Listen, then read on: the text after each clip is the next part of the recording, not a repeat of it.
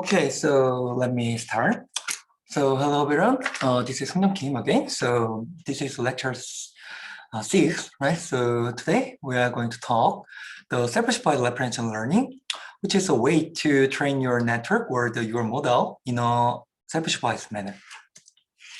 So let me start with the ImageNet challenge story in today's lecture. So as you know, as we discussed previously, the ImageNet challenge was the starting point of the modern deep neural network, right? So this kind of the large scale training data that consists of the 어떻게 죠? The 1.5 million images with 22,000 categories. So this is very huge data set. Actually, this is the curated and labeled data set as an image level. Anyway, so this kind of ImageNet data set inspired the modern deep neural network, something like the VG network or the LessNet or the other things, right? So ImageNet data set. Okay, so yes. So ImageNet data set have the strong supervision. So as you can see here, starting from the 2012, by train this kind of AlexNet on such kind of the label data set, we can train where we can have the good representation within this network. So after that, we also introduced the GoogleNet, VGNet, or LessNet, other things, right? So whole of these kinds of achieve were based on this strong supervision, right? So deep learning plus supervised learning is a really cool and strong combination when task and data permitting. So the features from the network trained on ImageNet can be used for the other visual tasks such as like the detection, segmentation, action recognition, or the fine-grained visual recognition like this. So actually, this kind of the using the pre-trained model is the de facto standard in the modern deep learning area, right? So 그래서 여러분들이 오늘 배울 내용들이 셀프 슈퍼바이즈 러닝에 관한 내용들이었고, 앞에서까지 계속 우리는 얘기했지만 그 딥러닝이라는 게 정말 강력한 도구였죠. 그리고 이제 이러한 딥러닝의 시작을 슈퍼바이즈드 러닝에서 시작을 했었고, 우리가 이제 많이 알고 있는 사실은 딥러닝이라는 게 슈퍼바이즈 시그널과 만난다면 엄청나게 스트롱하다라는 건 일단 우리가 많은 곳에서 알고 있었죠. 그래서 이제 우리가 이미지넷에서 프리트레인된 모델을 사실 우리의 다운스트림 태스크에서 쓰는 건 어떻게 보면 디팩토 스탠다드였고, 우리가 풀고 있는 웬만한 태스크들에서 거의 모든 태스크들에서는 랜덤 스크래치부터 시작하는 것보다 사실 웰 프리트레인된 피처를 가지고 시작하는 게 매우 잘 된다라는 사실이 알려져 있죠. 근데 여기서부터 이제 문제가 발생합니다. But as you easily expect, labeling such kind of the large scale data or the tremendous data, it's really challenging, right? So it requires the high computational cost and annotation labor. The annotating this kinds of data is very labor intensive, right? So in addition to the data acquisition and annotation challenge, the referential learning perspective provides the additional reason to look for the alternative or complementary solution. Let me show you this page. So, okay, so let's think about the strong supervision. Okay, so let's go back to the ImageNet challenge. So there was the two very interesting paper in Neurobiology and ICLR 2019. This paper shows a very, very interesting observation like this. So here's our original image. And here is the textualized sample. So textualized sample means the synthesized image only with the textual information without considering the shape, in this case, the dog shape. But interestingly, our network, our pre-trained network on ImageNet dataset gave similar probability. it means that the network may decide this image as a dog only based on the textual information, not a structural information or some kind of the hierarchical information. Another very interesting paper was like this. So, okay, so as you can see here, this texture image looks like Indian elephant, right? 이제는 우리가 인디언 코끼리처럼 생겼죠? 오케이, 여기까지 말이 되죠? So, when you see this image, it looks like the teddy cat, 그렇죠? Teddy cat. But when we combine texture image and content image, it looks like this. The network, the pre-trained network, say that this is Indian elephant, like this.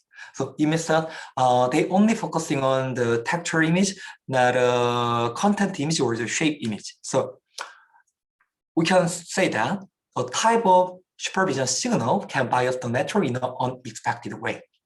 그래서 정말 중요한 observation인데, 슈퍼바이스 러닝이 힘들다는 건 여러분 당연히 알죠. 왜냐하면 슈퍼바이스 시그널을 만든다는 게 어렵다는 건 쉽게 예측할 수 있을 거지만 더 큰 문제들이 이제 이런 데 나오는 건데, 어쨌든 슈퍼바이스드 시그널로 학습된 우리의 네트워크는 어쨌든 바이어스를 가질 수밖에 없는 거죠. 어떤 형태로든. 왜냐, 네트워크는 로스 펑션 관점에서의 옵티멀을 찾았으면 되기 때문에 사실 바이어스를 가지지 말아야 될 이유는 없었던 거고, 그렇기 때문에 어떤 이미지나 클래시피케이션에 열심히 학습시켜놓은 우리 네트워크들은 이러한 텍스처 인포메이션의 바이어스를 가지는 이러한 옵저베이션들이 발견되기 시작했다라는 거였죠.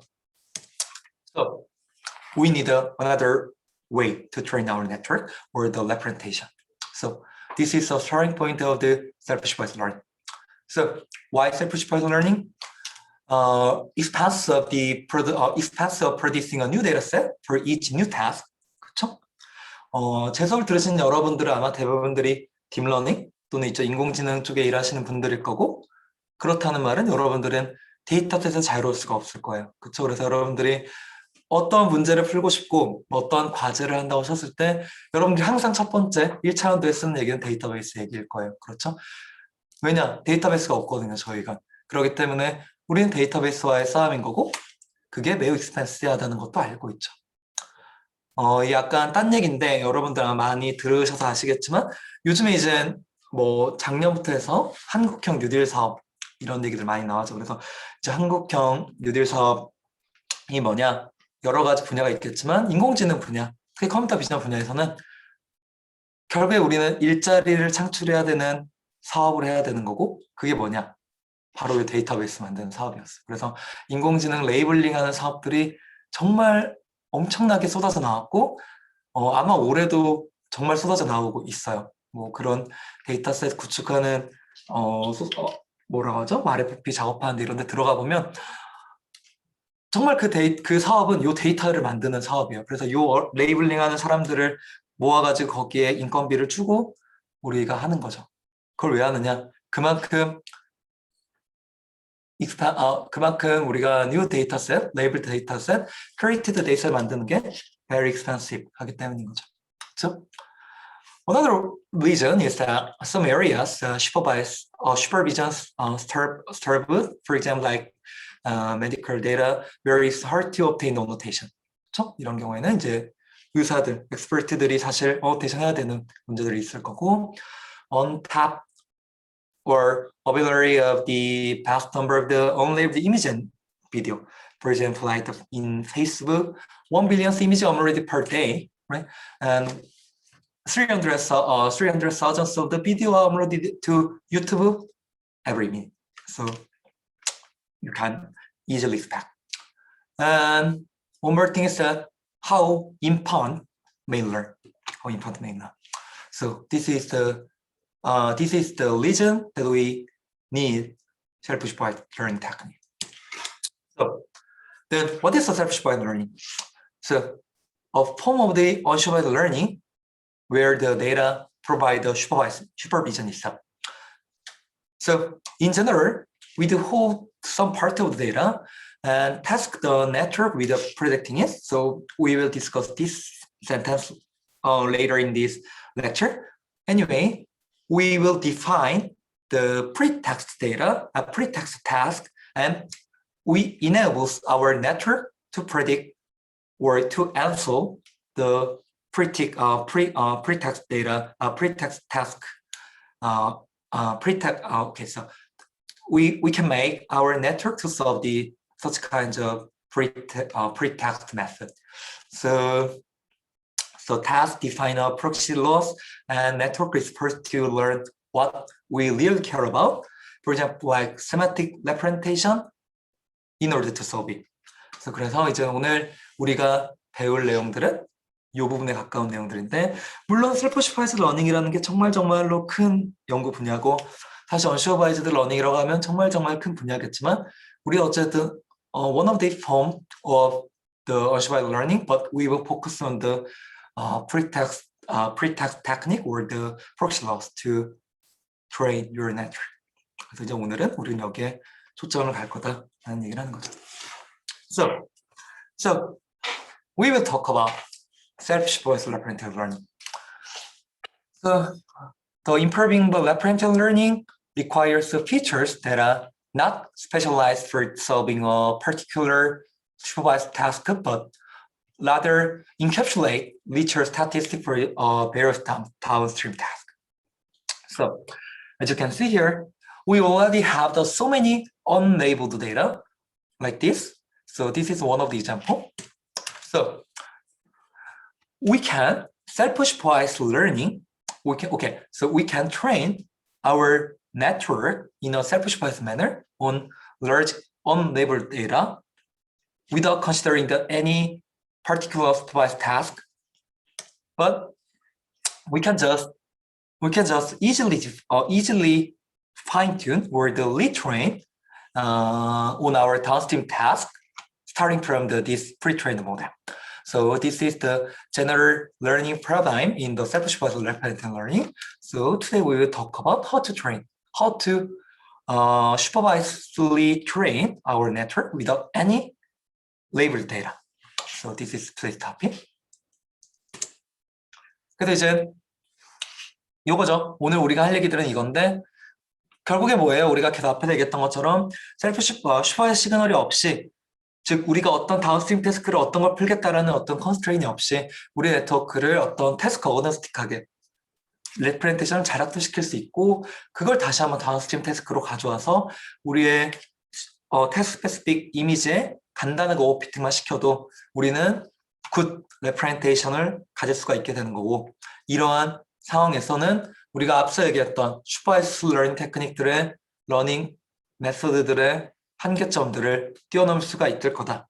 또한 이러한 세팅에서는 언레이블 데이터는 우리가 사실 무한히 가깝게 쓸 수 있죠. 정말 무한으로 표현하는 게 맞는 것 같아요. 뭐 인스타, 페이스북, 뭐 유튜브, 정말 이 순간까지도 무한에 가까운 infinitely many samples, right? So 우리가 이제 정말 무한에 가까운 샘플들을 쓸 수가 있는 상황이기 때문에 이러한 self-supervised representation이 정말 의미가 있는 연구인 거죠. So let's think about the self-supervised learning pipeline in detail. So in stage 1, for example, so starting from the unlabeled data X, and we have a network, for example, like F, theta, right? So in this case, the theta is the learnable parameter within our network.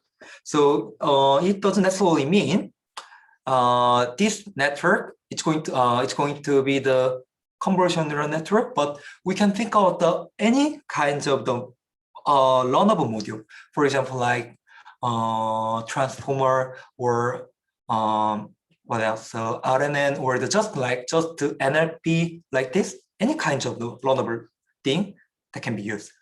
And then we can train this kind of network on our pre-text task. We will discuss this one later. Anyway, in stage 1, we train our network on pre-text task without human labels.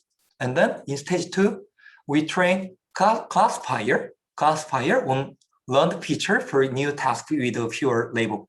So this is the trained model in stage 1, and in stage 2, we just fix this network and just train this linear module to solve our task, our specific task.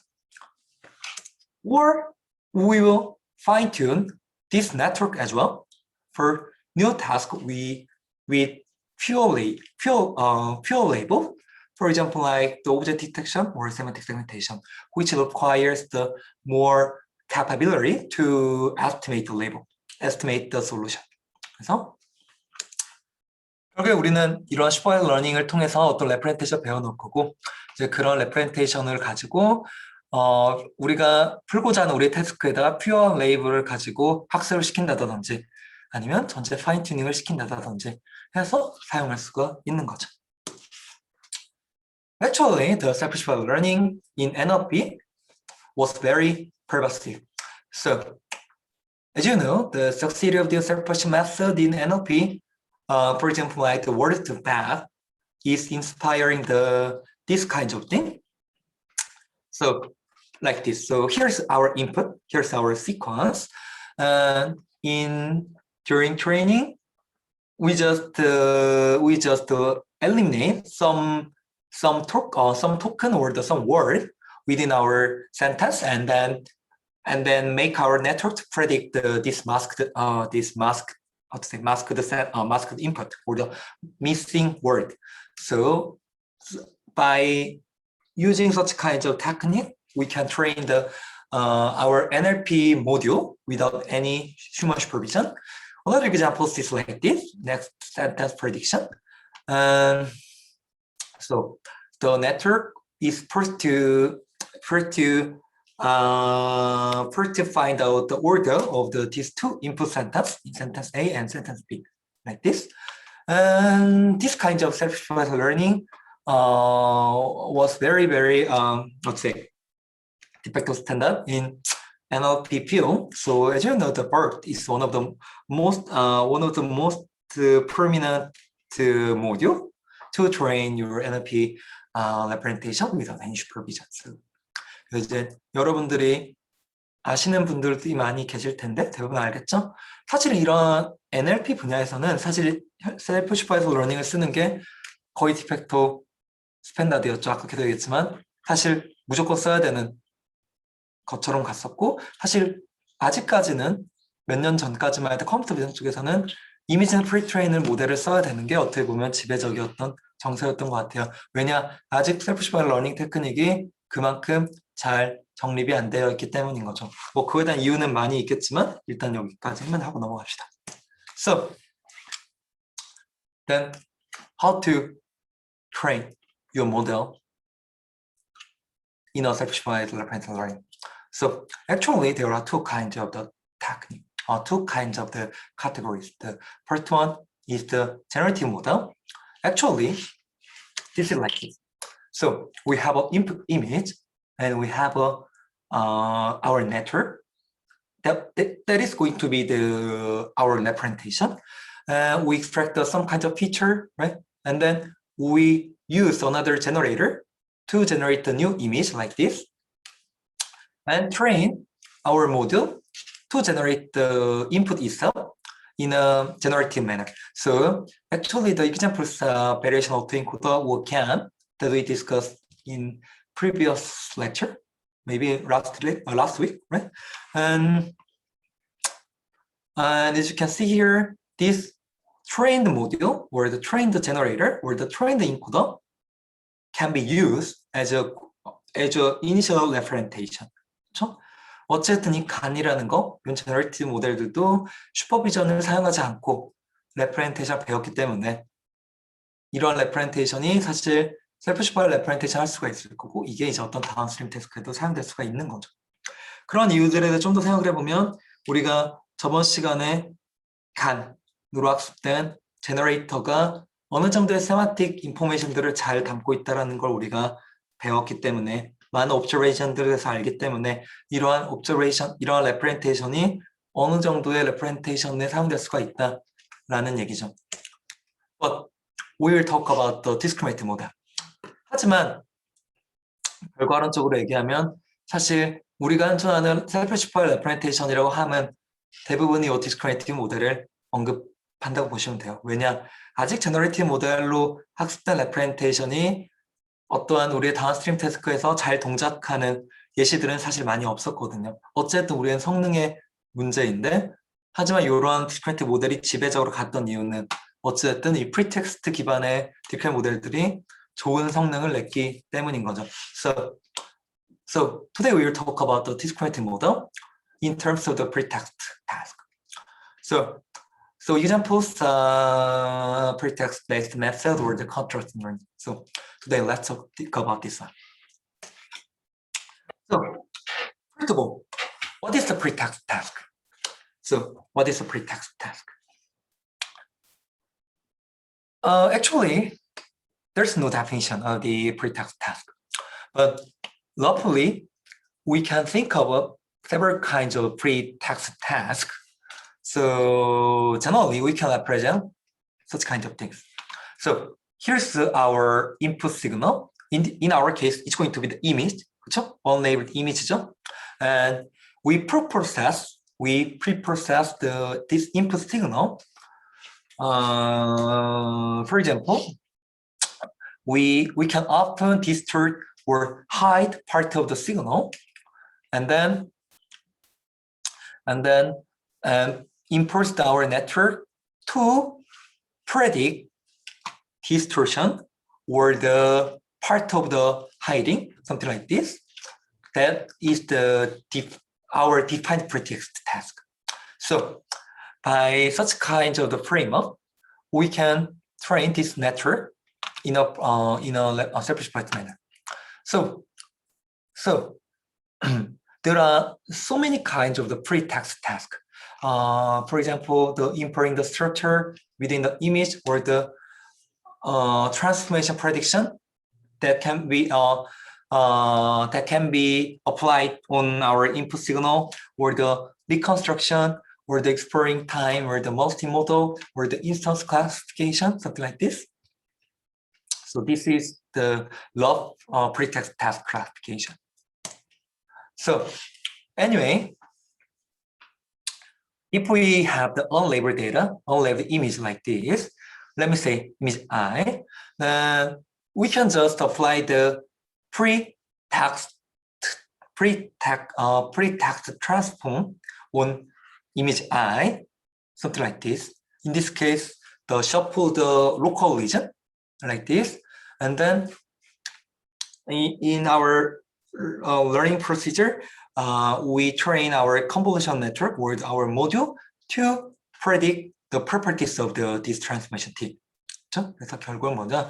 우리가 있는 프리텍스트 태스크라는 게 뭐냐? 결론 우리가 정의하기 나름인 거예요. 그래서 프리텍스트 태스크를 어떻게 정의하냐에 따라서 논문들이 자기들의 컨트리뷰션 주장하겠지만, 예를 들어서 이 경우에는 이 영상을 이렇게 4개의 블락으로 쪼개서 이 블락의 위치를 셔플을 시켜놓고 네트워크가 그 블락들의 위치를 다시 셔플링을 해서 다시 원점으로 돌아가도록, 즉 우리가 만들어낸 그 셔플링의 프로퍼티를 프로덕션 하도록 네트워크를 배우는 게 이러한 프리텍스트 태스크의 하나의 예시인 거죠. Actually, there have been so many pretext tasks.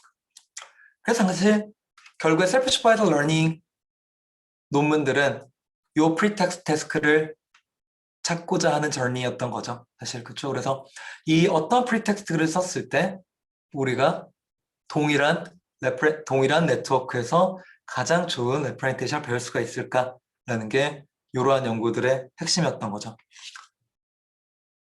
제가 오늘은 좀 말을 많이 했네요. So, is there any question so far? 자, 여기까지 어려운 얘기 없었죠, 여러분들? 질문 있으신가요? 질문. 프리텍스트 태스크 성능이 우리가 목표로 하는 타겟 다운스트림 태스크의 정말 중요한 질문이고, 결국에는 이러한 프리텍스트 기반의 성능도 사실 슈퍼바이즈 러닝 기반의 방법의 한계를 사실 어느 정도는 가져갈 수밖에 없는 거죠. 어쨌든 우리가 슈퍼바이즈 러닝 방법에서 어떤 바이어스를 가질 수밖에 없었다는 한계가 사실은 프리텍스트 태스크 자체가 가지는 바이어스를 가질 수밖에 없다 라는 한계는 있어요. 결국에 보장이 없다는 말과 똑같은데 이제 뒤에서 얘기하겠지만 이런 거죠. 그러니까 우리의 네트워크가 이러한 로테이션을 이미지에 임의로 주고 로테이션을 맞추도록 학습한 네트워크라면 사실 이 네트워크는 로테이션을 잘 맞출 만한 큐에 집중을 할 수밖에 없었을 거고 사실 그러한 관점에서 어떤 텍스처 정보보다 이 영상 내에 존재하는 스트럭처 정보들의 방향성에 네트워크는 배우려고 더 노력을 했었을 거고 그 관점에서는 사실 아까 앞에서 얘기했던 이미지넷 슈퍼바이스 학습된 네트워크들 가져가는 한계들은 사실 가져갈 수밖에 없었다라는 한계는 있을 것 같아요. 결국 오늘 이제 이 얘기들을 제가 중점적으로 뒤에서 할 텐데 네. 그거에 대한 고민들도 사실 아직도 진행 중인 내용들일 것 같습니다. 네. So, other question?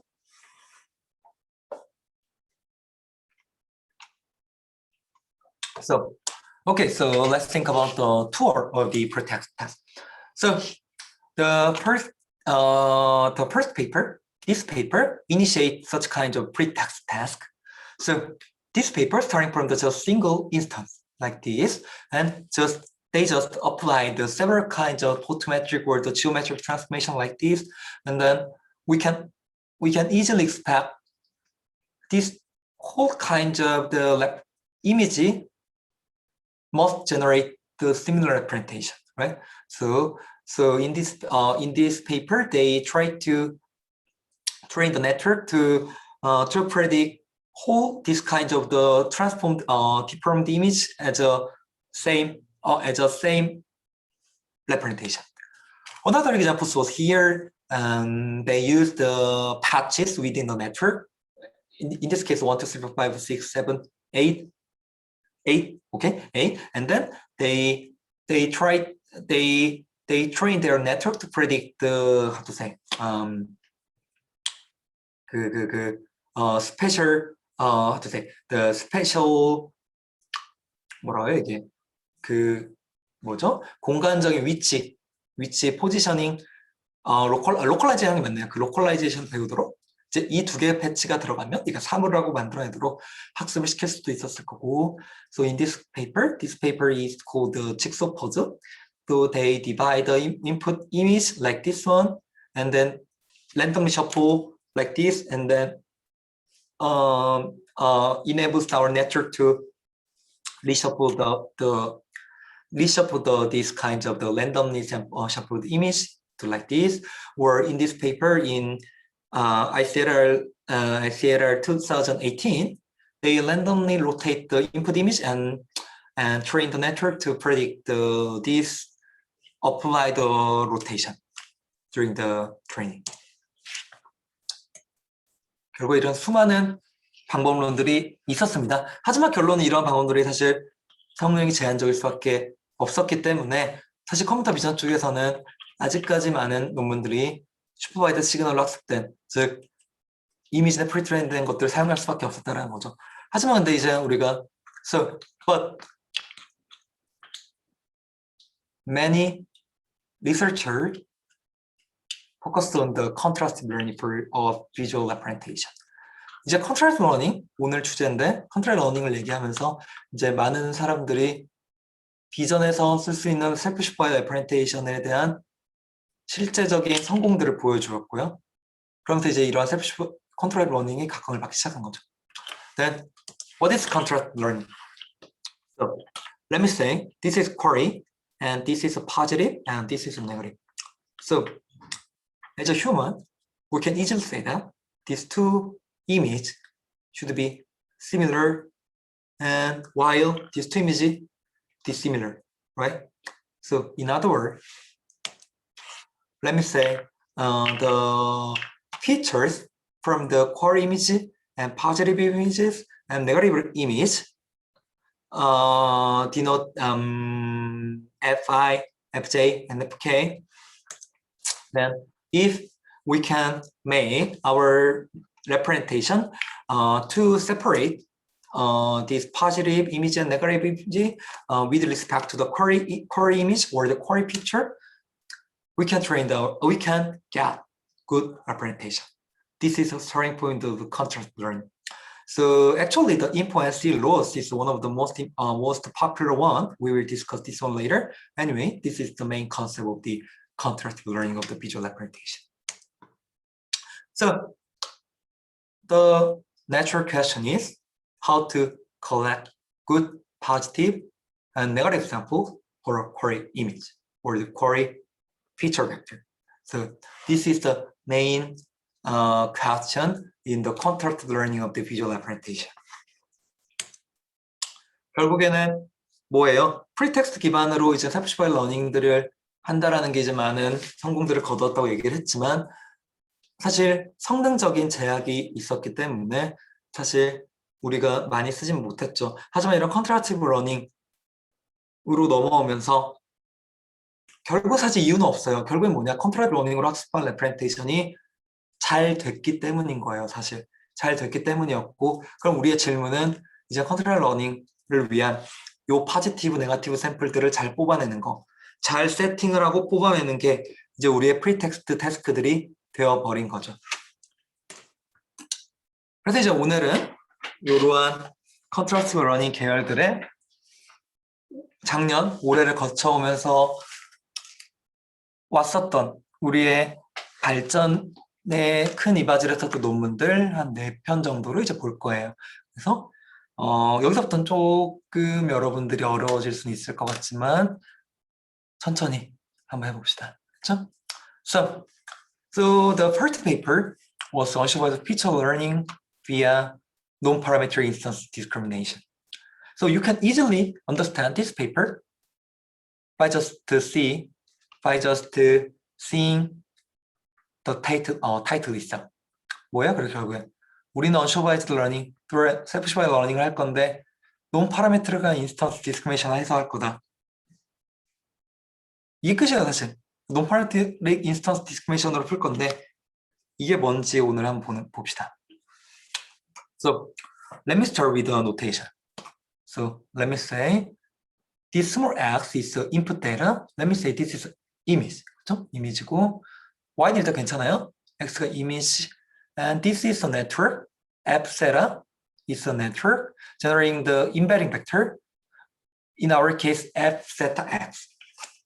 그래서 이러한 네트워크는 파라미터 세타를 가진 네트워크는 이러한 t 디멘전을 만들어진 네트워크 아웃풋을 내는 우리 네트워크다. 흔히 우리가 생각하는 뭐 레스넷 같은 네트워크 구조가 되겠죠.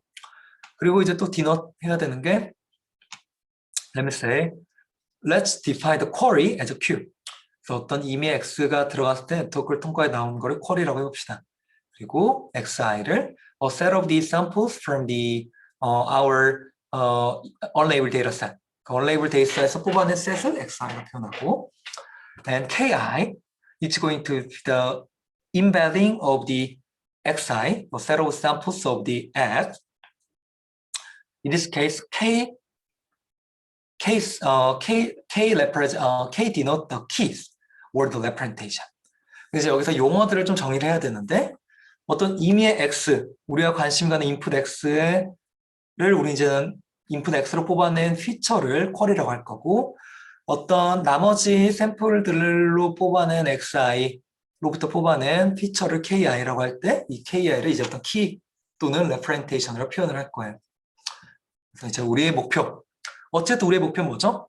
이 세타를 찾아내는 거죠. 그렇죠? So then let's start with the supervised learning. 그래서 이제 첫 번째로 슈퍼바이즈 러닝에서 한번 생각을 해봅시다. 자, 슈퍼바이즈 러닝. 자, 요 세타를 잘 찾는 슈퍼바이즈 러닝을 생각해 봅시다. So let me start with the parametric classifier in the supervised learning fashion. 그렇죠? Actually, we are interested in the instance discrimination. That is recognizing the particular query sample. And we can formulate the instance level classification objective using the softness classifier. 뭐 영어가 좀 어렵게 써있긴 한데 결론은 이거예요. We considering the each neuron from the last layer as a class level weight vector I. That is a class prototype. Actually, this is our cross entropy loss. cross entropy loss. 그렇죠? 우리가 쉽게 알고 있는 cross entropy loss인데 이 WC가 각각의 클래스마다 사실 정의가 되는 거죠. 그렇죠? 그래서 우리는 파라메트릭 클래시파이어를 학습시킬 때 우리가 흔히 알고 있는 이미지에서 클래시피케이션 학습시킬 때는 이 WC가 클래스마다 정의가 되어 있고 우리의 쿼리 벡터 Q를 클래스마다 정의된 이미지의 클래스마다 프로젝션 시켜보면서 가장 우리가 알고 있는 GT의 프로버빌리티가 가장 높아지도록 학습을 하는 게 parametric classifier였던 거죠. But in this paper, they introduce non-parametric classifier. 이제 이 사람들은 근데 여기서 non-parametric classifier를 생각하기 시작합니다. So, using WI as a class prototype prevent the explicit comparison between the instances, for example, like the individual sample. 근데 이제 이러한 클래스 프로토타입을 쓰는 건 사실 어떤 개별적인 샘플들을 사실 하는 건 말이 안 되는 거였고 어쨌든 슈퍼바이즈 시그널이 필요했던 거고 now we can use instead a non-parametric variant of this classifier that replace the Q transpose WJ with the Q transpose KQ, KI. So this is the original cross entropy loss and this is the non-parametric softmax. In this case, this QK is going to be the key of the positive sample.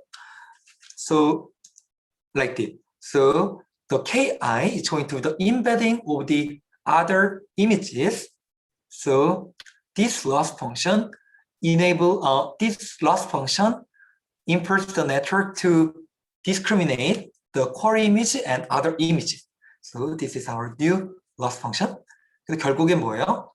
여기서 하고 싶었던 건 뭐냐면 이게 W라는 게 클래스마다 학습을 시켜놓는 게 아니고 각각의 모든 인스턴스들이 각각의 클래스라고 가정을 해보는 거죠. 그래서 예를 들어 우리가 영상이 100만 장 있을 때 우리는 100만 장의 클래스가 있다고 가정을 하는 거고 그렇다면 우리의 한 장의 쿼리 한 장에 대한 레프렌테이션은 100만 장의 쿼리 레프렌테이션과 멀어지면 되는 거죠. 그렇죠? 그 로스가 바로 이건 거죠. So let me show you the illustration. So here is our input image from the large scale on-label data. Throughout the CNN backbone network, we can get a new feature representation here. And of course, we can use the additional NLP module, 그렇게 할 수 있죠? 웰트놈도 쓰고, and then we can train our representation here by using the non-parameter softmax. So 그래서 각각의 representation, 영상마다 나오는 representation들을 모두 다 멀어지도록 학습을 할 건데 어떻게 하냐? 이렇게 하는 거죠. 이게 뭐야? 나 자신과는 멀어지고, 즉 파지티브와는 다시요. 파지티브 샘플과는 가까워지고, 파지티브 샘플은 자기 자신이었겠죠? 자기 자신과 가까워지고 다른 샘플들과는 멀어져야 된다라는 로스를 주는 거죠. So this learning objective focuses now entirely on the feature representation instead of the class-specific representation. 결국에 뭐예요? 이렇게 학습을 시키면 우리는 영상에서 의미 있는 representation, 클래스에 스페시픽된 게 아니라 클래스 어거니스틱한 레퍼런트 배울 수가 있다라는 게 사실 non-parametric classifier라는 논문이었고 이제 현대의 컨트라스트 러닝을 시발점이 됐던 논문인 거죠.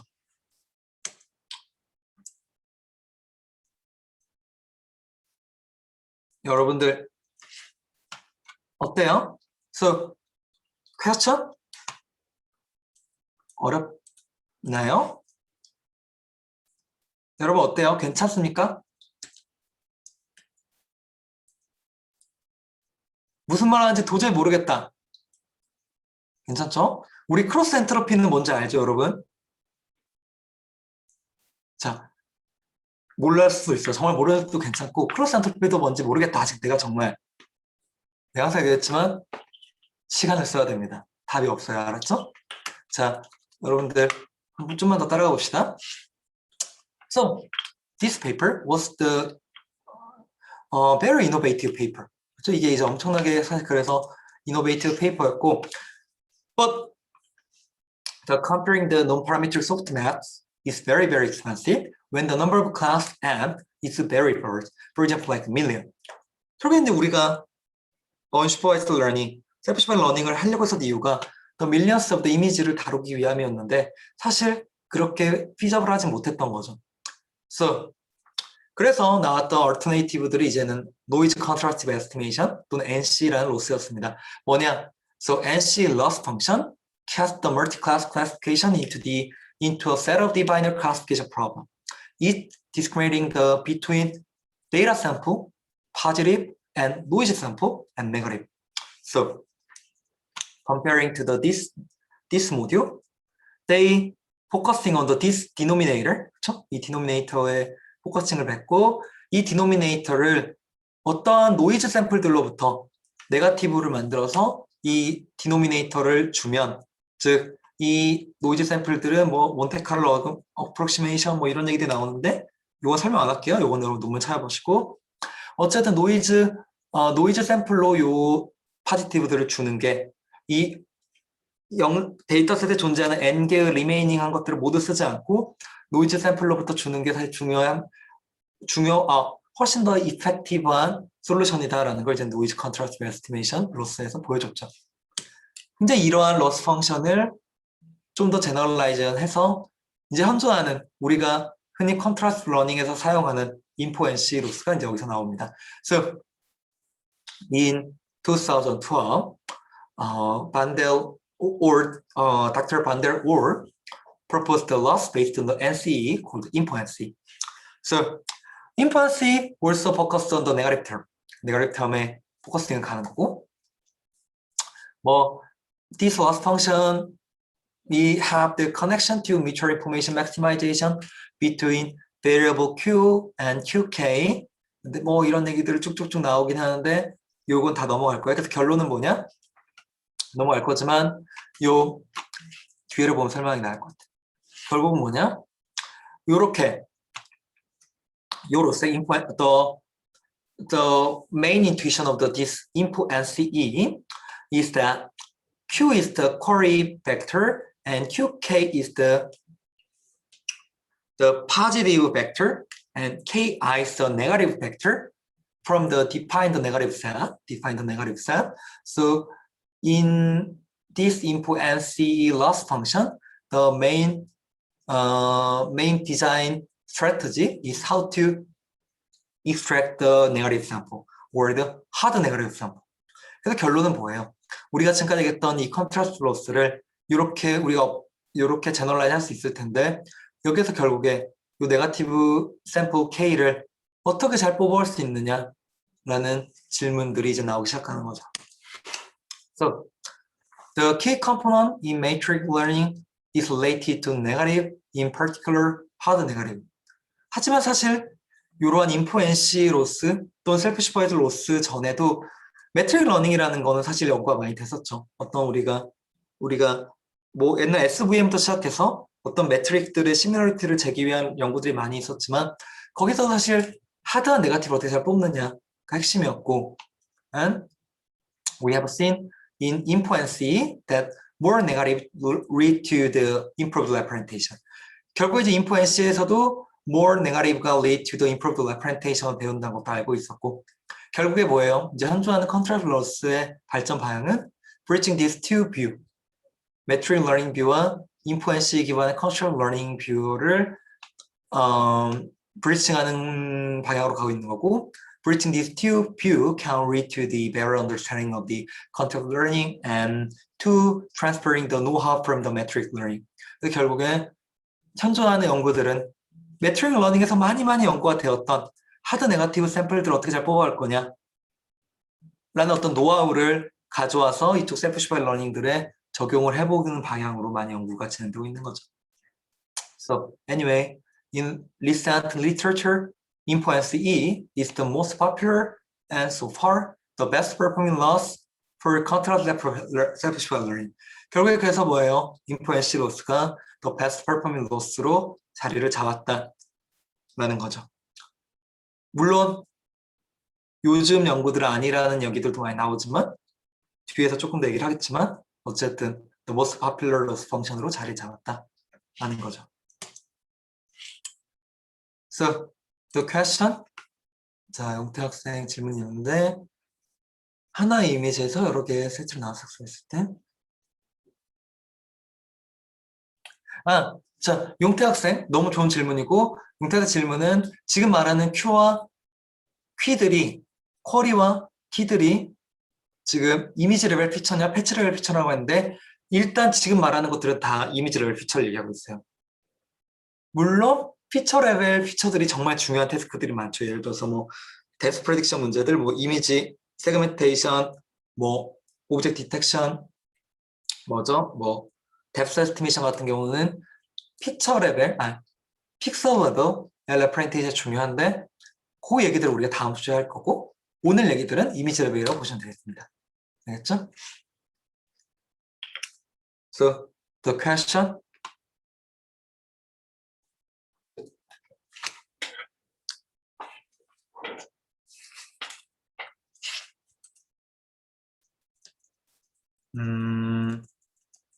여기 봅시다. So, anyway, in InfoSC laws, the dealing with negative samples is one of the most important issues. So, multiple works have observed that influence of the negative samples and proposed different heuristic to increase their number. 그래서 많은 연구들에서 네거티브 샘플들을 잘 뽑고 그 네거티브 샘플들의 개수를 늘림으로써 우리 애프렌테이션을 더 잘 배울 수 있다라는 거를 많은 논문들을 사실 보여줬어요. 다시 돌아간 거죠. 우리가 컨트라스티브 맥시마이제이션에서 보면 요거 인스턴스 디스크리미네이션, 인스턴스 맥시마이제이션 연구들에서 요 N, 네거티브 샘플, 결국엔 네거티브 샘플이었는데 얘도 네거티브 샘플을 줄이기 위해서 우리가 연구가 컨트라스트 로스 인포엠치까지 나왔지만 다시 돌아가 보니 이 네거티브 샘플을 늘릴수록 학습이 더 잘 됐다라는 거죠. 많은 옵저베이션들에서. 여기서 바로 이제 우리들이 고민해야 될 문제들이 나오는 거죠. 결국에 네거티브 샘플을 늘리면 좋겠다는 걸 알겠지만 결국 우리는 어떤 트레이드오프가 있기 때문에 네거티브 샘플을 계속 늘릴 수가 없는 거고 그러면 결국에는 what is the good negative sample and what is the negative sample? What is the better negative sample? Is going to be our new question이 된 거죠. Anyway, the influential loss might not work at all down from the certain number of negative. 그래서 이제 이러한 페이퍼에서는 우리가 방금 얘기한 influential loss가 어떠한 네거티브 샘플 개수가 이하로 넘어가 버리면 학습이 전혀 되지 않는 클래시피케이션 어큐러시가 전혀 나오지 않는다는 문제들을 사실 보여주긴 했어요. 그래서 결국에 뭐냐? dealing with a negative sample 하는 거. 결국 우리는 네거티브 샘플을 많이 뽑고 싶은데 결국 그 네거티브 샘플 중에서 중요한 네거티브 샘플들은 있었다라는 거고 그러한 중요한 네거티브 샘플들을 어떻게 우리의 네트워크에 프리텍스트로 잘 설계를 해서 넣어줄 건가라는 게 많은 셀프 러닝 방법들의 연구 방향인 거죠. So from this paper, we will talk about the very, very recent work to dealing with such kinds of the negative terms. 그래서 이제 이 페이지부터는 우리가 이제 그럼 현존하는 방법들이 이러한 네거티브들을 어떻게 해결했는지를 보고 우리가 어디서부터 얻을 수 있는 메시지는 뭔지 보는 시간을 갖도록 하겠습니다. 그 전에 우리가 50분. 네, 우리 10분만 쉬었다가 3시에 다시 시작합시다. Okay, so let's take a 10-minute break.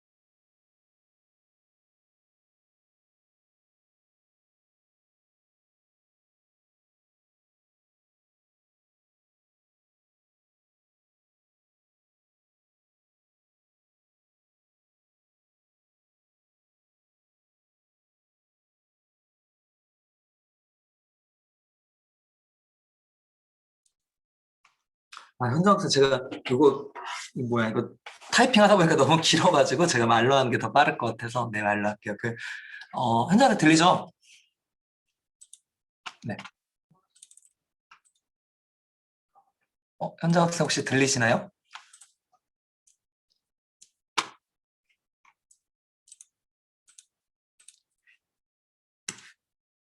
자, 현정 학생 돌아오면은 우리 셋이 다시 얘기할게요.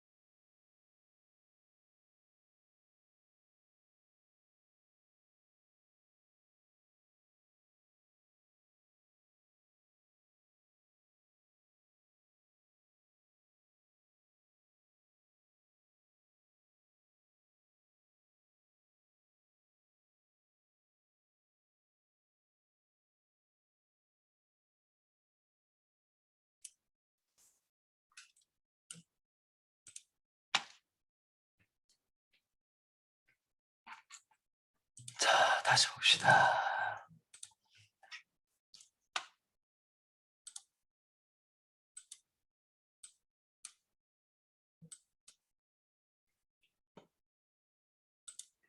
자, let's start.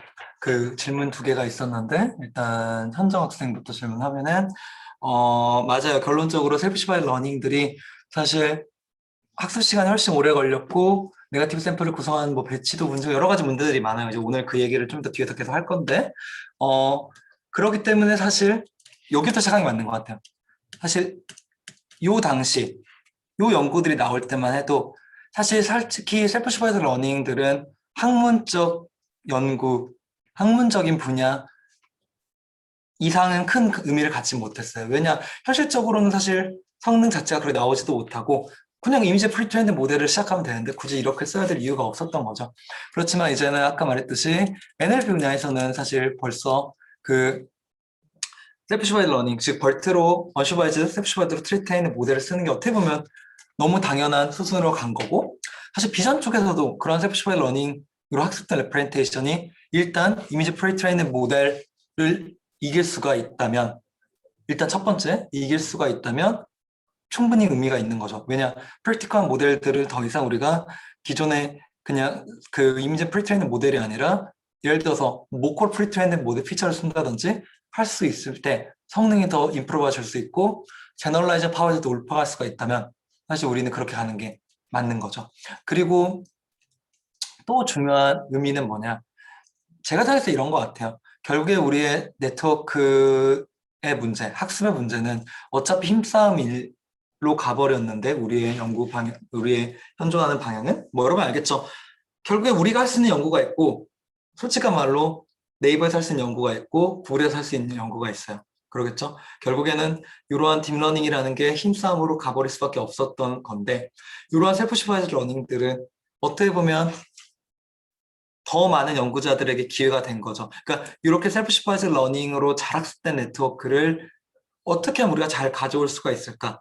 잘 파라미터들을 어떻게 가져와서 우리의 스몰 스케일의 태스크들, 스몰 스케일의 데이터베이스에 어떻게 잘 트랜스퍼를 할 수 있을까라는 게 정말 중요한 의미를 갖고 그 과정은 당연히 그 복잡했던 그리고 그 무거웠던 셀프 슈퍼바이즈 러닝에 들어갔던 로드들을 다 없앤 거기 때문에 훨씬 더 효과적인 거죠. 그쵸? 스크래치부터 시작했던 학습들보다 라는 측면에서 충분히 학문적으로 그리고 뭐랄까요 적용 분야에서도 충분히 의미가 있는 연구라고 생각을 합니다. 배운 학생 질문에 모코 V2 버전에서 배치 내 통신, 인터널 배치, 커뮤니케이션, 샘플에 대한 정보를 흘려서 좋은 레프렌테이션 학습을 방해한다고 하는데 여기서 말하는 정보가 정확히 무엇을 의미하는지 요건 좀 디테일하네요. 제가 봤을 때 요거는 내가 수업 끝나고 따로 답을 해줄게요. 알겠죠? 조금 디테일한 것 같아서 논문 거기 한번 찾아보고 다시 알려줄게요. 됐죠? 네. So anyway, so let's talk about the contrast learning. Okay. So 자, 해봅시다. So let's go back to the query and key, our query and key. So this is query image and this is key images and this is just the our network and this is a queue and case. 그쵸? 우리 아까 잠깐 얘기했던 거고. So when we compute the contrast loss with this queue and keys, shared encoder for queries and keys are used. 그쵸? 그래서 shared로 썼었고, the encoder is updated by backpropagation through the whole sample.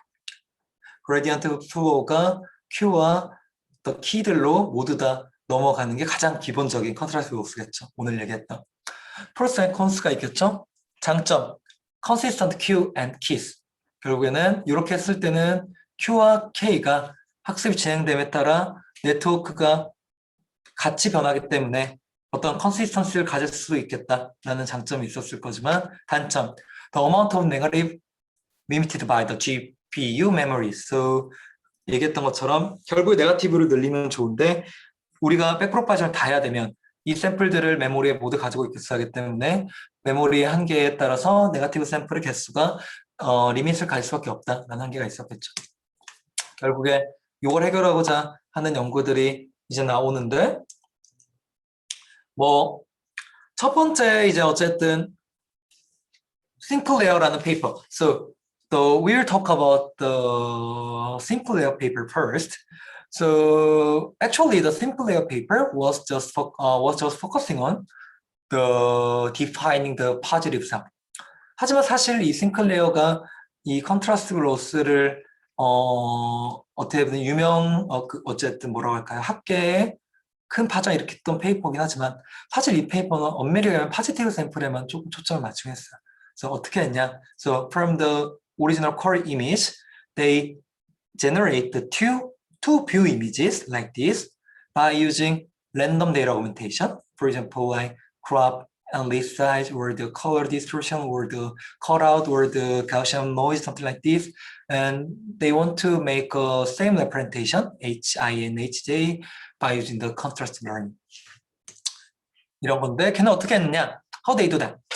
They extract the they rely on large mini batches, 2K from 2K to 8K samples. 엄청나게 많은 샘플들을 미니 배치 안에 넣었고, to ensure that plenty of negative. So in this case에서는 우리가 앞에서 정의한 것처럼 포지티브를 오리지널 샘플 하나 대해서 포지티브 두 개를 만들고 나머지 모든 샘플들, 그러니까 배치 안에 있는 모든 샘플들을 나랑 다르니까 네거티브 샘플로 줘버리고 로스를 학습을 한 거죠. 결국에 이렇게 정의될 거고. So this is the images within the batch, and they also compute the contrast loss on the large mini batch samples. So 그래서 이런 거죠. So for example, when our batch size was the 8,000 쓸 때는 거의 우리가 이제는 1.6,000 negative images를 사용할 수가 있는 거죠. 뭐예요? Pros. Lots of negative. 결국 배치 안에서 엄청나게 많은 네거티브를 쓸 수 있지만 이 말은 다시 한번 얘기한 뭐죠? Lots of GPU or TPU가 필요한 거죠. 요만한 샘플들에 대해서 gradient backprop을 다 해야 되기 때문에 결국에서 it was the main limitation of the Sinclair paper or the simple framework for the contrast learning of the visual representation. 그래서 우리가 흔히 알고 있는 싱클레어라는 페이퍼가 바로 이제 이 네거티브 샘플에 대한 고민을 사실 해결하지 못했기 때문에 이런 네트워크들은 사실 우린 돌릴 수가 없는 수준이에요. 사실 어마어마하게 무거운 네트워크였던 거고.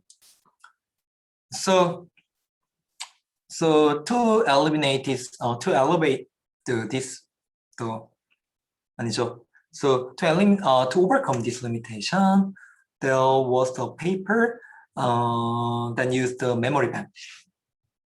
So in these kinds of the papers, the key is randomly separate from the memory bank of the cached features. 뭐냐? 우리가 이제 어떠한 네트워크를 학습할 때 익스터널 메모리를 하나 만들어 놓고 이 메모리에다가 네거티브 피처가 될 만한, 즉 키가 될 만한 피처들을 먼저 다 샘플링을 해놓고, 먼저 만들어 놓고 우리 학습할 때 그냥 네거티브들을 그냥 샘플링을 해버리는 거죠. 그래서 memory bank contains the features or the whole images in the dataset 가지고 있고, there is no backpropagation throughout the memory bank. 그래서 이쪽 메모리 뱅크 쪽은 backpropagation 하지 않고 only loss gradient just what to say, the flow to this Q representation for the Q images. 그래서 요 Q 이미지에서 피처를 뽑아낸 이 네트워크로만 로스 그레디언트 흘려주니까 기존 싱클레어 페이퍼들에서 사실 또는 싱클레어 또는 그전 페이퍼에서 가지고 있었던 네거티브 샘플에 대한 고민들을 해결할 수가 있었던 거죠. 하지만 자, proves many negative while GPU memory is efficient. 그래서 이제 우리가 네거티브를 메모리 뱅크에 넣어놓기만 하면 되니까 많은 네거티브를 볼 수도 있으면서 GPU 메모리를 훨씬 효율적으로 쓸 수 있었겠지만, 하지만 퀵키가 older than curry였다. 그게 무슨 얘기냐면 이 메모리 뱅크에 뽑아놓은 피처들은 사실 아직 학습되기 전에 피처이기 때문에 이 피처가 학습이 되어가면 되어갈수록 사실 얘도 업데이트를 해야 되는데 결국 백프롭을 하지 않으니까 방법이 없었던 거죠. 그래서 얘네들은 just update the bank features를 뭐 무빙 에버리지를 통해서 요 쿼리 피처보다 조금 더 슬로우리하게 업데이트를 하도록 많이 줬는데 이게 이제 사실 쿼리보다 더 올드했기 때문에 사실 좋은 네거티브는 아니었던 거죠. 즉 무슨 얘기냐? 어차피 얘네들은 너무 쉽게 구별될 수 있는 네거티브였던 거였고 사실 우리의 네거티브를 쓰는 이유는 조금 더 구별하기 어려운 샘플들을 주는 게 학습에 도움이 되었기 때문이기도 한 거죠. So, to overcome aforementioned methods limitation, there was the momentum encoder, momentum contrast paper, just called the MOCO. 여러분 이제 모코라고 많이 들어본 페이퍼인데, so they benefit from the two advantage of the aforementioned method. 그래서 결국에 싱클레어와 메모리 뱅크의 둘 다의 장점을 사용하고자 했던 건데, so how they do that? They introduce a momentum encoder. momentum encoder를 해서, so this momentum encoder relies on the memory bank with a different update scheme. So comparing to this memory bank, this momentum encoder not a external memory, but they are actively update by using the momentum update. 그렇죠? 그래서 this encoder F 크사이, 그렇죠? F 크사이 is updated instead of the key themselves. 그래서 더 이상 우리는 키가 아니라 이 인코더 자체를 업데이트를 해보자. 근데 백프롭은 일로 주지 말자. 그러면 어떻게 업데이트 할 거냐? So momentum encoder F ksai is slowly pursuing F theta, 요 Q의 theta를 via exponential moving average, that is momentum, 그쵸? momentum 업데이트를 통해서 하는 건데, 결국에 우리는 백프로파게이션을 요 파제립중만 줄 거기 때문에 이 세타는 계속 업데이트가 되겠지만 이 크사이는 업데이트가 더 이상 되지 못하니까 이 크사이를 업데이트를 할 건데 크사이를 어떻게 할 거냐? So new 크사이, new parameter, our network parameter, it's going to be the previous network parameter times m plus 1 minus m times the new parameter theta. 그래서 이 파라미터 세타를 가지고 previous iteration의 크사이 파라미터와 어떤 linear summation with respect to the hyperparameter m을 통해서 slowly 업데이트를 시키면 이 메모리 뱅크의 장점과 이 싱클레어 또는 기존의 인포 NC 로스들의 장점을 가져갈 수 있지 않을까라는 아이디어였던 거고, very elegant and effective solution for the large dictionaries, 그렇죠? 그래서 정말 획기적인 페이퍼였고 아마 CBPR 2020년도의 베스트 페이퍼 언어 아니에요. 21년 헷갈리네. 21년도 아닌가 이거? 그쵸? 2020년도인가? 갑자기 헷갈리네요. 네, 이거 모코가 언제 나왔죠, 여러분? 아는 사람?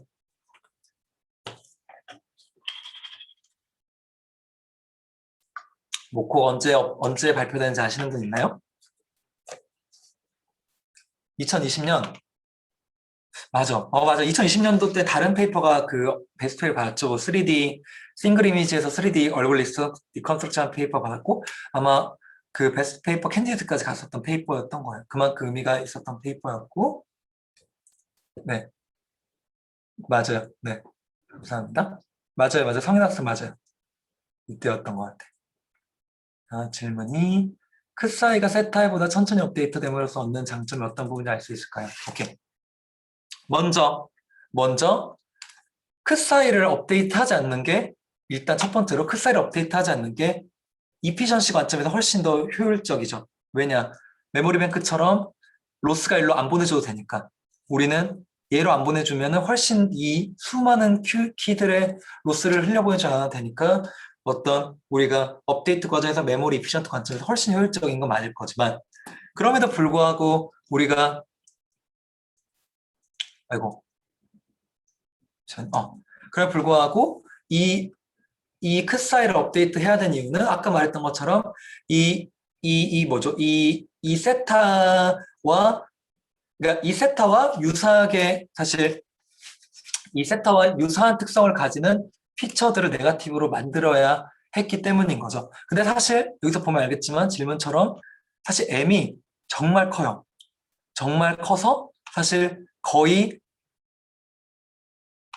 지금 보면은 이 M이 뭐 0.99니까 거의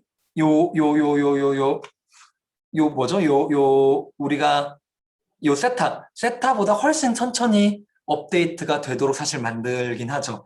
그래서 이제 여기서 얻을 수 있는 장점들은 뭐 결국에는 요 두 가지의 논문에서 아이디어를 가져왔기 때문에 똑같은 특성을 가질 수가 있는데 첫 번째로 메모리 뱅크를 생각해 보면 메모리 뱅크에서 이 메모리에 들어있던 피처들은 어쨌든 요 쿼리 피처들보다 훨씬 더 안 좋은 피처들이었던 거죠. 왜냐? 우리의 이니셜 네트워크 파라미터들은 거의 랜덤 이니셜라이제이션이었을 테니까.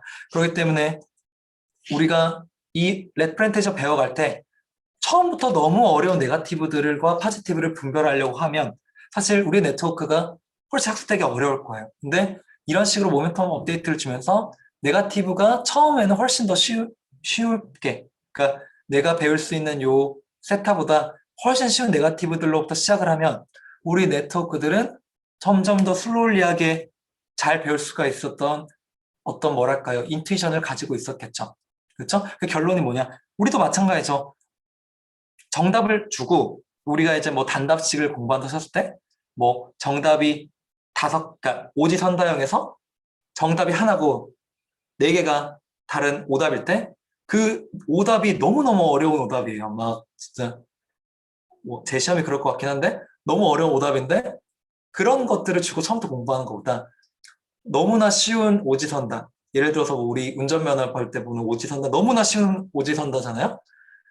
그런 것들을 주고 처음부터 배우는 게 훨씬 네트워크의 학습의 관점에서 더 나았다라는 게 제 생각입니다, 사실. 네. 그리고 아마 논문에서도 여러 가지 실험들을 보여주고 있긴 하거든요. 여러 가지 카이밍허 박사님의 뭐랄까 주장들이 들어가 있긴 한데 그런 부분들을 좀 논문을 살펴보시면 좋을 것 같아요. 알겠죠? 자,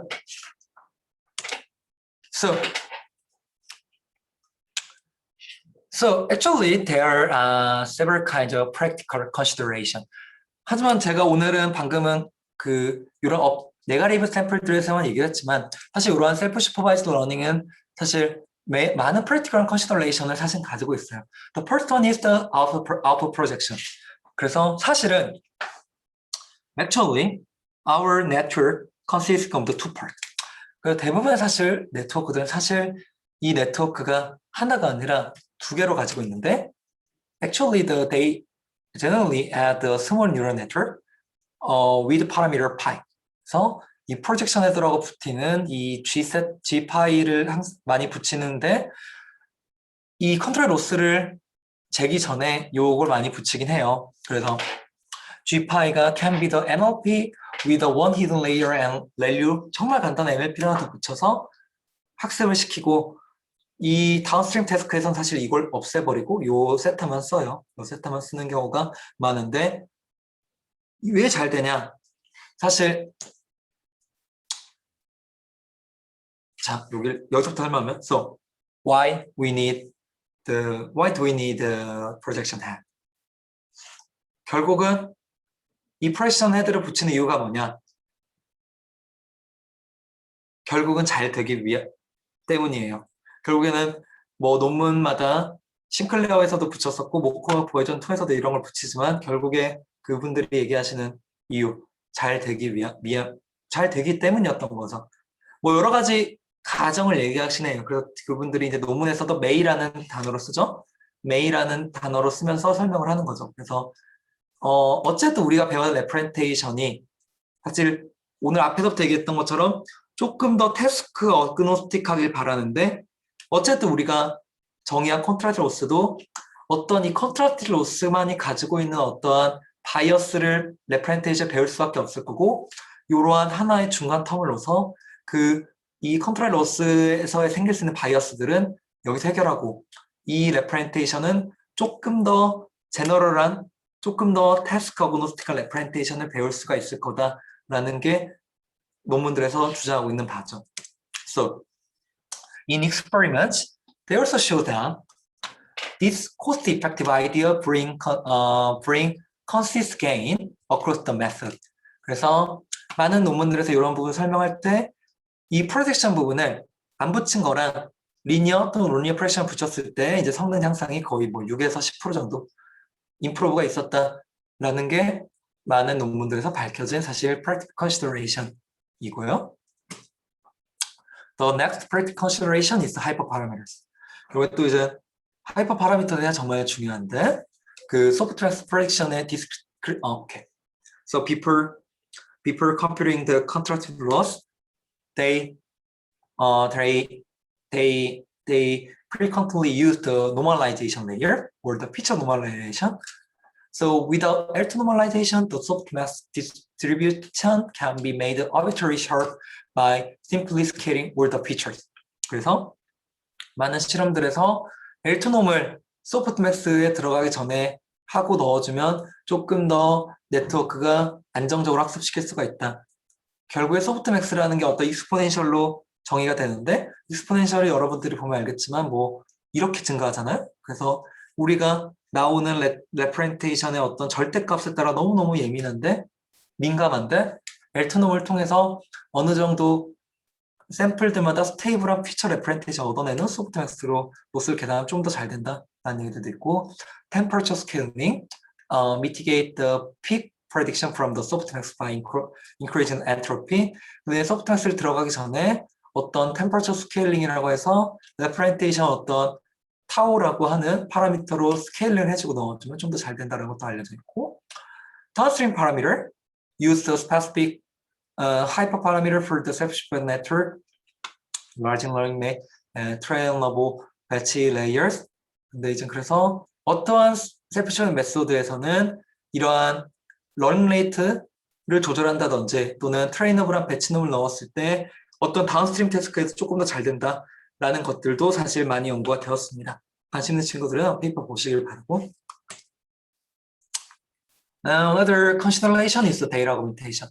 결국에는 뭐예요? 우리가 오늘 계속 네거티브 텀을 얘기를 했지만 사실 포지티브 텀도 정말 중요한 거죠. So the impact of the data term to fill the positive sample, tuning on the self-choice method has been thoroughly studied on the listening method, the Sinclair paper. 그렇죠? 그래서 결국에 뭐냐? 포지티브 샘플을 잘 주는 것도 매우 중요하다. 결국 데이터 오그멘테이션 어떻게 주느냐도 매우 중요하고 in Sinclair paper, they analyze the impact or the data augmentation. So composing the augmentation makes the task harder and improve the quality of the representation. 그래서 어떤 데이터 어그멘테이션을 컴포징 하느냐에 따라서 정말 성능 향상이 어마어마하게 차이가 났었죠. 뭐 4.0과 56.3은 학습이 되었냐 안 되냐의 차이였던 거고. 그래서 controlled learning에서는 controlled learning needs strong data augmentation than supervised learning. 결국에 이 연구들에서는 슈퍼바이즈 러닝에서도 좋은 어그멘테이션들을 쓰면 좋다는 게 알려져 있었지만 이런 셀프 슈퍼바이즈 러닝에서는 정말로 스트롱한 데이터 어그멘테이션을 쓰는 게 정말 좋은 컨트롤 러닝을 배울 수 있는 방법이었다라는 거였고 A well-tuned segmentation strategy can lead to improvement of the 3 or 4 point alone. 그래서 우리가 well-tuned 된 어그멘테이션 방법만 잘 줘도 우리는 임프로먼트를 매우 잘 줄 수가 있다. 결국 이러한 데이터 어그멘테이션을 잘하는 방법론에 대한 고민들도 매우 좋은 연구 아이템 중에 하나인 거죠. 끝났습니다. So from now on, let's think about how to evaluate our self-supervised method. 결국 우리가 오늘 렉처에서는 사실 몇 개 안 배웠죠. 뭐 싱클레어, 진짜 그냥 뭐 인스턴스 디스크리미네이션부터 시작해서 뭐 싱클레어, 뭐 목고, 메모리 뱅크 정도 배웠고 그 다음에 사실 정말 많이 나왔죠. 뭐 BYOL부터 해가지고 뭐 제가 방금 아까 카톡 채팅방에 올려드렸던 뭐 심시함이라든지 정말 많은 논문들이 아직도 나오고 있죠, 사실. 그래서 여러분들이 아까 현장 학생이 좋은 질문 해줬는데 비전이 가야 될 방향이 맞는 것 같아요. 저희가 비전이 가야 될 방향이고 인공지능이 가야 될 방향도 맞는 것 같아요. 결국에 뭐냐? 우리가 배우는 것들은 개인적인 얘기인데 제 이제 아기가 이제 20개월 됐는데 아까 제일 첫 페이지에서 제가 말씀드렸던 건 인판트가 어떻게 러닝을 하느냐를 저는 정말로 제 아들을 보면서 배우고 있는 것 같아요. 뭐 맨날 나오잖아요. 퓨전 러닝이 뭐 우리가 뭐 숫자를 뭐 그림을 숫자 카드 뭐 그림 카드 여러 개 보여주고 새로운 그림 보여주면은 뭐 아기들은 쉽게 그걸 배울 수 있는데 뭐 네트워크 못한다 이런 얘기들을 저는 정말 요즘에 아들이랑 같이 그걸 해보면서 느끼니까 아 정말 이게 우리가 나아가야 될 방향이구나 하는 거를 정말 뭐랄까 진짜 뼈저리게 느끼는 것 같아요. 그래서 맞는 것 같아요. 셀프 슈퍼바이즈 러닝 사실 제가 아들에게 주는 인풋은 정말 스팔스하게 줘요. 정말 스팔스하게 주지만 그는 수없이 많이 보고 듣고 경험해봐서 느끼는 그런 언레이블 데이터가 결국에 학습을 이뤄나가는 거고 이게 바로 셀프 슈퍼바이즈 러닝의 시작점이었던 거고 물론 아직 가야 될 길이 멀긴 하지만 결국에 우리가 가야 될 방향이긴 한 거죠. 그렇죠? Anyway, so from now on, let's think about how to evaluate this method. 결국에 이제 우리가 이런 메소드를 어떻게 evaluate 하느냐 또 매우 중요한 요소인데 So self-supervised method are evaluated on the variety of the data set on task. 그래서 이제 이걸 어떻게 evaluate 하냐 이제 많은 논문들에서 나왔지만 in most data set, the model is pre-trained on ImageNet on the pre-text task and subsequently fine-tuned on the other data set or protocol. 그래서 이제 이걸 어떻게 증명하느냐면 이미지 데이터에서 unlabeled 이미지나 데이터만 써서 이미지만 써서 프리트레인 해놓고 이제 어떠한 다른 데이터셋 또는 다른 태스크에 파인 튜닝을 해봐서 얼마나 좋은 태스크가 레퍼런티지가 배워졌는지로 평가를 사실 많이 내리죠. So the most straightforward method is the linear classification. So in this linear classification, the pre-trained network is fixed, 그렇죠? fixed 해놓고 only train downstream classifier만 학습을 시키죠. 그래서 이렇게 태스크를 보여줄 때 심플레어, 월드, 모코와 같은 셀프 슈퍼바이즈 러닝 방법들이 아직 슈퍼바이즈 방법에 비해서 약간은 못 미쳤지만 근접해가고 있다. 요게 모코 V2니까 예전 자료죠. 요즘 나온 논문들은 사실 슈퍼바이즈 방법도 뛰어넘는 것들도 많이 나오고 있어요. So the performance in this benchmark has accelerated strongly in the past year, closing the gap with respect to the supervised method. So supervised method라고 하면 이미지넷으로 레이블 써서 한 것보다. So the main contributor was content learning with more negative였던 거고, operation had better designing, strong augmentation, longer training. 방금 오늘 얘기했던 이런 방법들을 통해서 우리가 supervised learning에 근접해 갔던 거죠. Another very interesting paper is fusion learning. 자, 요건 넘어갈게요, 여러분들. 저희가 강의 후반에 이제 퓨전 러닝 쪽 얘기할 일이 나오는데 퓨전 러닝에서도 우리가 학습된 네트워크와 다운스트림 태스크를 퓨전 러닝으로 했을 때도 잘 된다. 보여주는 거고. 또 efficient classification problem인데 fine-tune the pre-trained network on a subset of the labels. 거의 1%의 레이블만 쓰고도 이런 네트워크를 학습시키면 잘 되느냐를 보면 우리는 결국에 1%의 샘플들만 썼어도 이제 레이블드 슈퍼바이스 시그널을 그냥 넘어가버리는 거죠. 그렇죠? Another evaluation task is transfer learning. So 결국에 이제 우리가 다운스트림 태스크로 뭐 오브젝트 디텍션, or 세만틱 세그멘테이션 붙였을 때 어떤 성능을 보여주느냐라는 거죠. 그래서 예를 들어, for example, in object detection case, when we use the pre-trained model, or something like the MOCO or the POWnet, we can get a better result than the supervised learning method, image pre-trained method. 그리고 이제 이러한 트랜스퍼 러닝 했을 때도 우리의 셀프-슈퍼바이즈 방법들의 어떤 로버스티스를 보여주는 좋은 실험들, 이밸루에이션 메저들이 되는 거죠. 하지만 이게 이제 매우 중요한 메시지인데 결국에 오늘 얘기했던 방법론들, 아까 누가 질문했었죠? 아까 용택 학생이 질문했었죠? 결국에는 이러한 오늘 얘기했던 방법론들은 어쨌든 우리의 레프렌테이션이 이미지 레벨의 레프렌테이션 배우기 위한 방법론들이기 때문에 어느 정도 이러한 태스크들, 즉 픽셀 레벨 레프렌테이션을 배워야 되는 디텍션 같은 태스크에는 어느 정도 잘 나오지만 한계가 많이 있던 거죠. 그럼 이런 그 말의 반증은 우리가 이런 셀프 슈퍼바이즈 러닝을 픽셀 레벨에서 배울 수 있게 된다면 우리가 다운스트림 태스크가 픽셀 레벨 레프렌테이션 필요한 문제들에서는 훨씬 더 나은 성능을 얻을 수가 있게 될 거고, 그러한 얘기를 우리는 다음 주에 해보도록 합시다. Okay, so this is the end of my lecture. Thank you very much. And before keep going, is there any question? 자, 오늘은 여기까지 할 거고요. 그 다음에 질문 있는 친구도 해주고, 질문 없으면 우리 스턴트 프레젠테이션으로 넘어가도록 합시다. 자, 질문 있는 친구.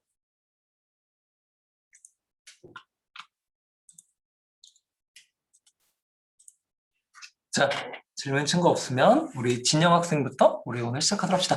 Okay, so please start the STEM presentation from the 진영 Park. Self-supervised learning of the pretext invariant representation. 저희 페이퍼부터 우리 한번 해보도록 합시다.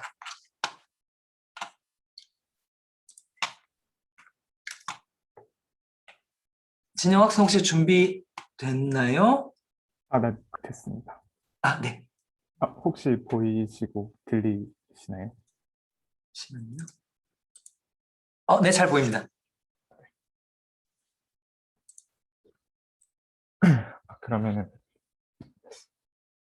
발표 시작하도록 하겠습니다. 우선 한국말로 제 소개 간단하게 하고 그 다음에 영어로 발표 진행하도록 하겠습니다. 우선 제 이름은